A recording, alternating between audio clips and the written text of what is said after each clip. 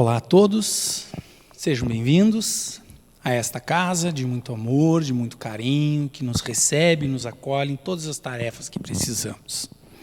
Que este momento em que estamos aqui, prontos a fazer o Evangelho no lar, seja um momento onde todos nós tenhamos a capacidade de refletir e compreender um pouco mais da vida e da mensagem de Jesus. Iniciando o nosso Evangelho, convido todos à prece, fechando os nossos olhos, sentando de maneira confortável. Agradeceremos ao Pai pela vida, pela oportunidade do trabalho, por estarmos juntos neste mundo, buscando o melhor não material, mas o melhor espiritual. Que, Pai, possamos nós enxergar no irmão que está ao nosso lado a oportunidade de reconciliação. Que possa eu perceber dentro da minha família a capacidade de perdoar, de amar, de ser paciente, de aceitar aquele que ali está comigo. Que eu possa, com o exemplo que tenho de vivência com os meus amigos, que são esses espíritos afins que amo incondicionalmente, que perdoo sem muitas vezes sequer analisar o que foi falado, mas nutro por eles o carinho, o afeto e a amizade, possa ser o mesmo sentimento destinado àqueles que ainda precisam aprender a amar.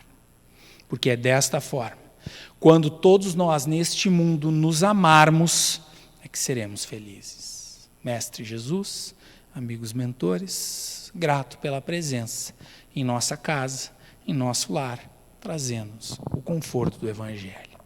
Fiquemos em paz, que assim seja. E assim iniciamos o nosso Evangelho. Meu nome é Renato, sou trabalhador da tarefa desta casa, Sociedade Beneficente Espírita Bezerra de Menezes, o Evangelho no Lar. A proposta aqui, a qual me foi designado, é falar um pouco sobre o Evangelho e simular o Evangelho. Por quê? Porque nós devemos ter o hábito de fazer o Evangelho em casa. Nós devemos construir para nós esta situação de que devemos receber a espiritualidade na nossa casa. Abrir as portas para estes irmãos que nos cuidam, estes irmãos que se preocupam conosco, estes irmãos que dedicam a sua existência, talvez momentânea, mas a cuidar de nós. Quando fazemos isso? Em que momento lembramos-nos de agradecer ao Pai pela existência? Em que momento lembramos-nos de agradecer ao Pai por aqueles que amamos, por sermos amados? Em que momento paramos para reequilibrar as nossas energias e engrandecermos-nos frente aos desafios? Em que momento? No Evangelho no Lar. E assim, faço a proposta. Definam um dia, escolham um horário e se disciplinem para fazer o Evangelho naquele instante. Naquele momento em que combinaram com a espiritualidade, estejam prontos, estejam lá aptos a participarem desta reunião, deste encontro amigável. Porque lá estarão os amigos espirituais, aqueles que se propuseram a acompanhar-nos nesta caminhada. E ali também estará Jesus, porque Jesus se comprometeu conosco. Quando 2 ou mais pessoas estiverem reunidas em meu nome, lá estarei.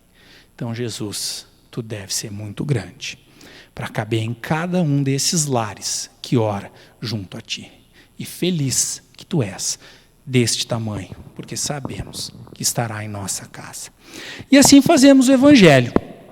Iniciamos com a prece, escolhemos a obra, o Evangelho segundo o Espiritismo, que para nós é uma obra de tarefa, mas também, acima de tudo, é uma obra de estudo, é uma obra de reflexão, e indicamos que abram o Evangelho de forma aleatória.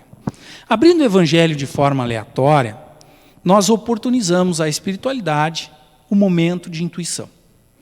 Intuição é esta que nos trará o tema a qual deveremos refletir, ao qual deveremos pensar qual lição nos está sendo trazida. A nós da tarefa, cabe-nos ler o tema que nos é proposto de forma linear.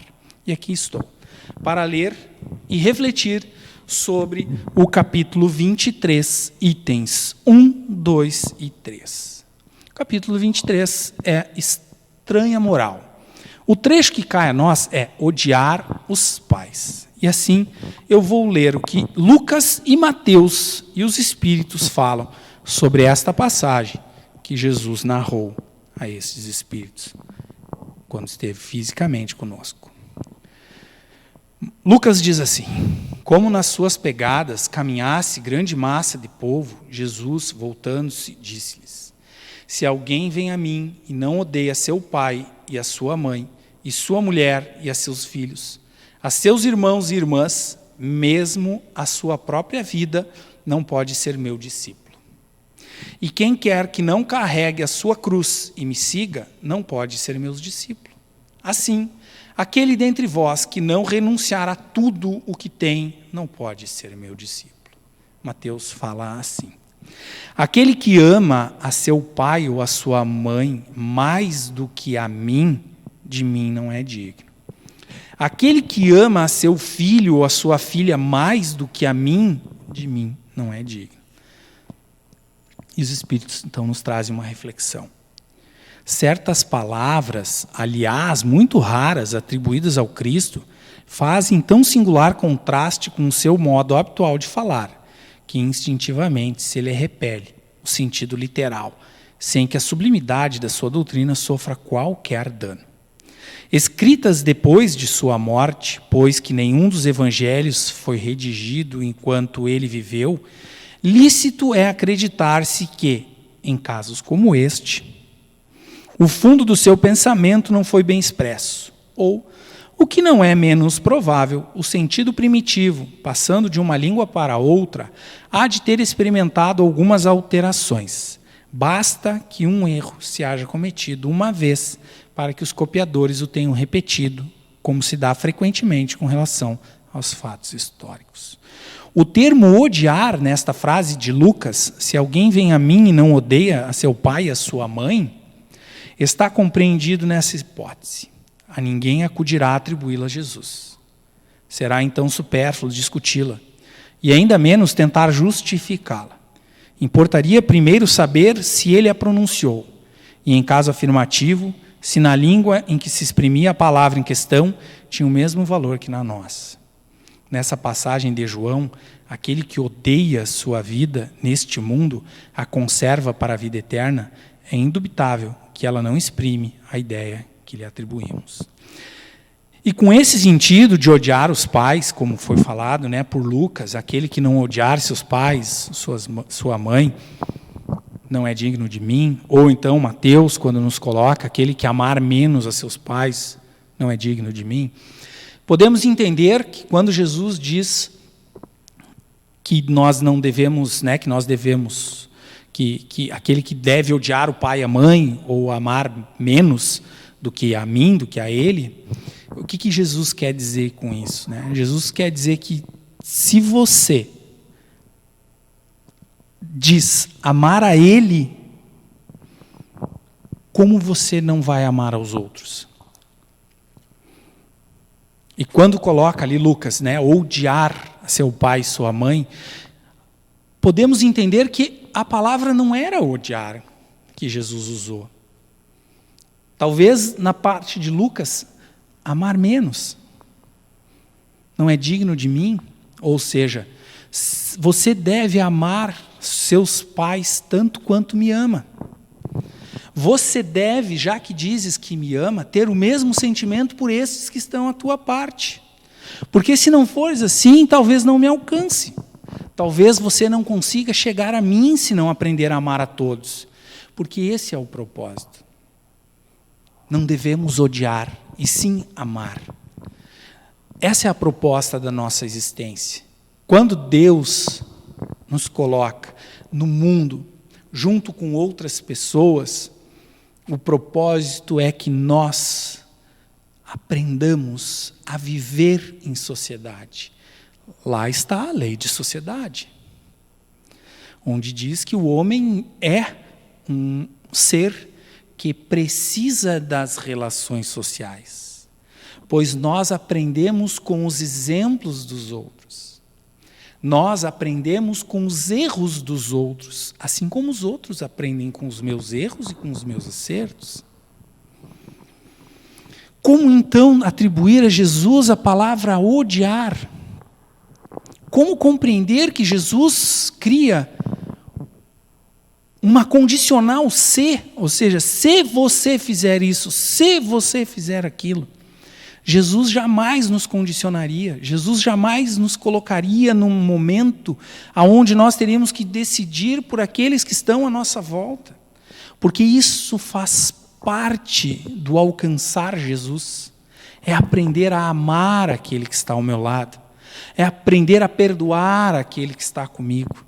Jesus certamente diria-nos, assim como nos disse no exemplo da mulher adúltera, quando foi e questionou um a um daqueles que estavam ali a fim de julgá-la, se isso não é amor, o que seria? É o perdão travestido de amor. Se Jesus teve aquele ato junto àquela mulher, que nada era para ele, não era nem familiar a ele, não era nem sua irmã, não era ninguém de sua família, muito menos da família de seus amigos, e ele foi tão dócil, tão amigável, teve compaixão por ela, que na sua atitude moral ele conseguiu demonstrar aos demais que faça-se cumprir a lei se tu fores correto, se tu não tiveres nada que te condenes. Então, como Jesus diria a nós para odiar alguém, amar menos alguém?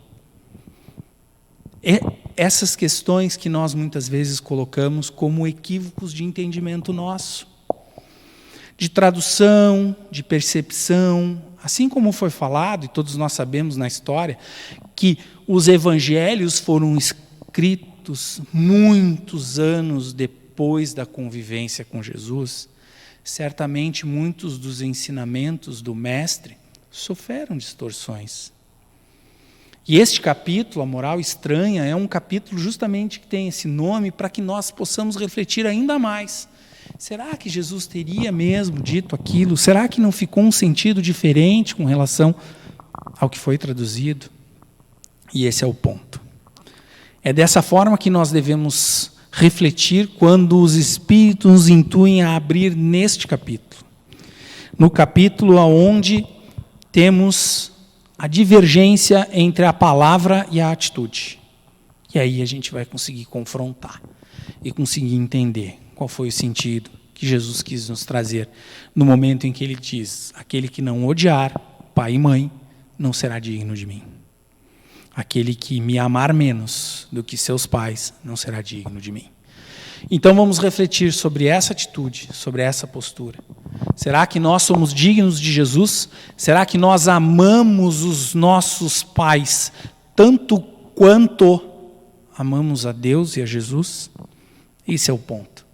Para estarmos próximos de Jesus, devemos nos alinhar sentimentalmente com todos esses que estão à nossa volta. E assim, fazemos o Evangelho. Momento este que reservamos para conversar com a espiritualidade, com os encarnados que habitam a nossa casa, os nossos parentes, pais, irmãos, filhos, netos, primos, avós, aqueles que ali estão conosco, e também com os desencarnados, que porventura estão nos acompanhando. Também receberão os ensinamentos. E também é necessário, então, que façamos isso em voz alta. Tanto a leitura quanto a reflexão. Fazemos através da prece de iniciação, a leitura do Evangelho, a reflexão sobre o tema proposto e encerramos com a prece. E assim eu convido a todos, os presentes e os virtualmente presentes, a nossa prece de encerramento. Grato, Pai. Grato pela oportunidade de trabalhar, pela oportunidade de aprender, pela oportunidade de viver, pela oportunidade de vivenciar e, acima de tudo, pela oportunidade de praticar os ensinamentos que recebemos.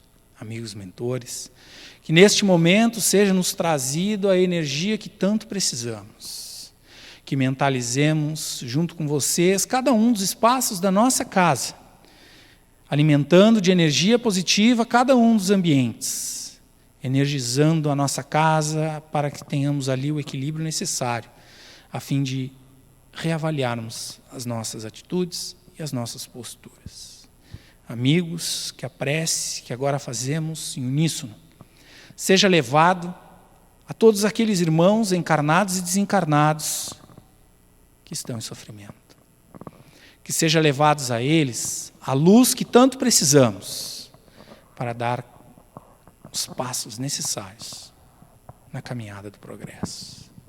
Amigos mentores, estejam conosco hoje e sempre. Que assim seja.